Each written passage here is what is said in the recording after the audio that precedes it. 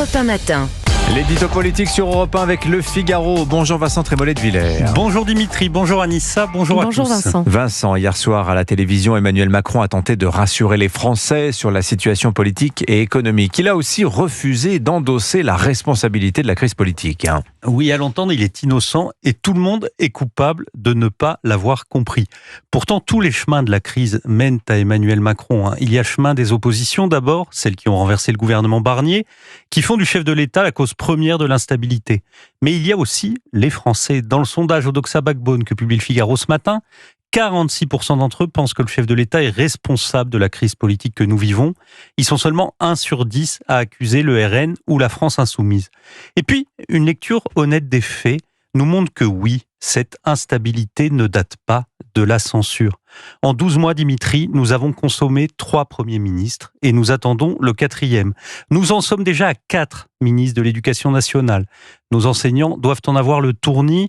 En 1 an, ils ont eu Gabriel Attal qui a fait le contraire de Pape Ndiaye, Amélie Oudéa-Castéra qui a fait le contraire de tout ce qu'il faut faire, Nicole Belloubet qui a fait le contraire de Gabriel Attal et Anne Jeuneté qui, pour seule compétence, avait présidé l'association de parents d'élèves de l'école de ses enfants.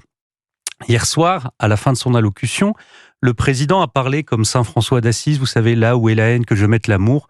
Pourtant, en 7 ans, il a plutôt mis la confusion là où il y avait de l'ordre, à tel point que l'instabilité est devenue l'état naturel du macronisme. Emmanuel Macron s'en est aussi pris à l'extrême droite et l'extrême gauche qui veulent une présidentielle anticipée. En fait, Emmanuel Macron s'en est pris frontalement à un nouveau courant, l'accélérationnisme. Alors l'accélérationnisme, c'est la volonté d'avancer le plus possible le calendrier électoral, mais c'est un peu facile d'accuser uniquement LFI et le RN. Dans le nuancier de l'accélérationnisme, on trouve en effet la forme criarde de Jean-Luc Mélenchon, celle plus feutrée de Marine Le Pen, mais il ne faut pas oublier l'accélérationnisme soudain de Jean-François Copé, assumé d'Hervé Morin, ou plus sournois d'Édouard Philippe et même de Gabriel Attal.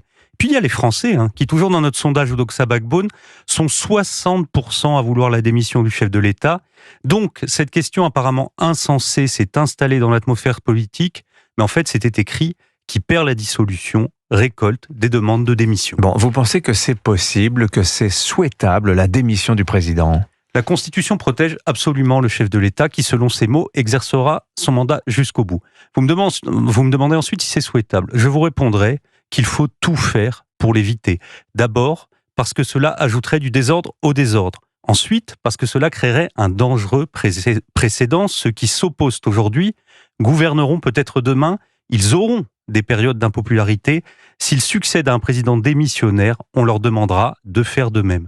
Enfin, Dimitri, vous pouvez en témoigner, je n'épargne pas Emmanuel Macron à votre micro, mais je crois qu'il serait enfantin de croire que la crise que nous vivons, avec sa dimension économique, sa dimension culturelle, sa dimension sécuritaire, sa dimension presque métaphysique, disparaîtra avec le chef de l'État. Emmanuel Macron n'est pas la clé de nos malheurs. Comme il a échoué à les atténuer, qu'il a pu même les amplifier, il peut en être le bouc émissaire, mais le défoulement vengeur n'a jamais fait une politique. La vraie cause de l'angoisse collective qui nous étreint, c'est moins la personne d'Emmanuel Macron que le champ de ruines politique qu'il nous laisse derrière lui. La question est moins de savoir s'il doit partir que de trouver qui pourrait avantageusement le remplacer. Et pour le moment, on peine à trouver le projet et la personne capable de réveiller l'enthousiasme et l'espérance. L'édito politique sur Europe 1. Merci Vincent Trémollet de Villers. À la une du Figaro ce matin. Dans la tourmente, Emmanuel Macron cherche une issue. Merci Vincent, bon week-end à lundi.